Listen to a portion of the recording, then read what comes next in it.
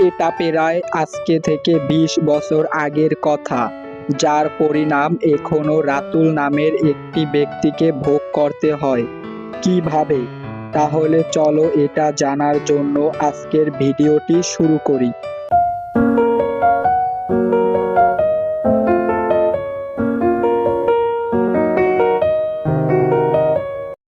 সুধারামপুর নামক একটি গ্রাম ছিল।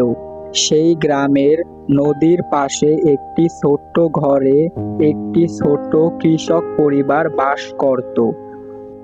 কৃষকটি সারাদিন মাঠে কাজ করত। একদিন সেই কৃষকটি অন্য দিনের তুলনায় তাড়াতাড়ি বাড়িতে আসে। কি হলো, আজকে এত তাড়াতাড়ি বাসায় আসলে কেন? কোনো সমস্যা হয়েছে নাকি?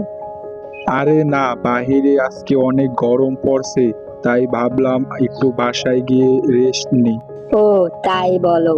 আমি আবার ভাবলাম তোমার কি হয়েছে আবার, আজকে এত তাড়াতাড়ি বাসায় এলে।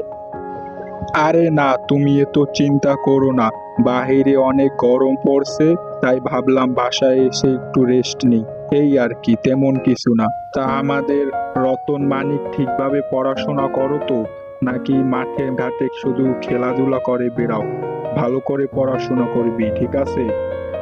আরে না বাবা, তুমি আমাকে নিয়ে শুধু শুধু চিন্তা করো। আমি অনেক ভালো পড়াশোনা করি। এইবার প্রাক নির্বাচনী পরীক্ষায় আমি প্রথম স্থান অধিকার করেছি, তুমি জানো? আরে রতনের বাবা, তুমি ছেলেটাকে শুধু শুধু সন্দেহ করো না। ও পড়াশোনায় সত্যিই অনেক ভালো। কালকে আমি ওর স্কুলে গিয়েছিলাম, স্যাররা বলেছে ও পড়াশোনায় অনেক মনোযোগী। প্রতিটা পরীক্ষায় ও প্রথম স্থান অধিকার করে। তুমি ছেলেটাকে নিয়ে শুধু শুধু চিন্তা করো না।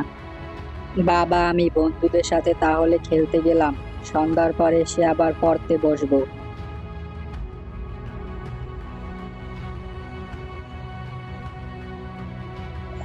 আরে সত্যি রতন অনেক ভালো ছেলে, তুমি শুধু শুধু ওকে নিয়ে চিন্তা করো না। শোনো, আমিও জানি রতন অনেক ভালো ছাত্র এবং মেধাবী। তারপরও এইসব বাবা হিসাবে আমার একটু বলা উচিত, তাই বলি আর কি। সত্যি ও অনেক ভালো ছেলে। এইভাবে তাদের দিন ভালোই কাটতে থাকে এবং দেখতে দেখতে ২০টি বছর কেটে যায়।